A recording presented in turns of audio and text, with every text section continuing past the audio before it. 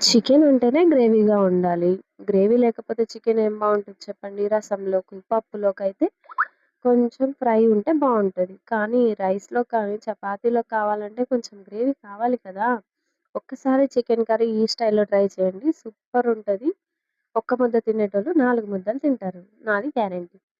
ఒకసారి ట్రై చేసి చూడండి. మీకెలా కుదిరిందో కామెంట్‌లో చెప్పండి.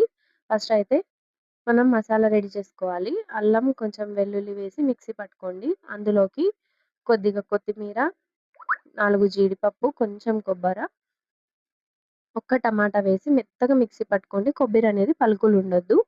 అలా మిక్సీ పట్టి మసాలాని పక్కన పెట్టుకోండి. తర్వాత కడాయి పెట్టుకొని ఆనియన్స్ వేసి గోల్డెన్ బ్రౌన్ అయ్యే వరకు వేపుకోండి. వేపుకున్నాక అందులోకి కడిగి పెట్టుకున్న చికెన్ వేసుకొని, ఒక 4 పచ్చిమిర్చి, ఉప్పు, పసుపు వేసి మంచిగా ఫ్రై చేసుకోండి. వాటర్ అంతా ఎగిరిపోవాలనమాట చికెన్‌లో. ఆ వాటర్ ఎగిరిపోతే నీసు వాసన రాదు. చికెన్ టేస్ట్ బావుంటుంది. వాటర్ అంతా ఎగిరిపోయిన తర్వాత నెక్స్ట్ ధనియాల పొడి ఒక స్పూను, హాఫ్ స్పూన్ మిరియాల పొడి, కొద్దిగా గరం మసాలా, కొంచెం చికెన్ మసాలా, ఒక స్పూన్ కారం వేసుకొని మంచిగా కలుపుకోండి. కారం మీకు సరిపడా వేసుకోండి.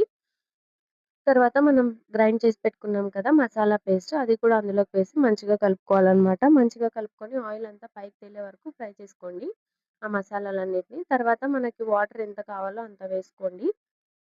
వాటర్ వేసుకొని మంచిగా ఉడకబెట్టుకోవాలనమాట చికెను. మనం ఇందాక వాటర్ ఎగిరిపోయే వరకు ఫ్రై చేసాం కదా! అప్పుడే 50% చికెన్ ఉడికిపోతది. ఇంకో 50% ఈ మసాలాలో ఉడికించాలి. టేస్ట్ మాత్రం చాలా బావుంటుందండి. ఒక్కసారి ట్రై చేయండి.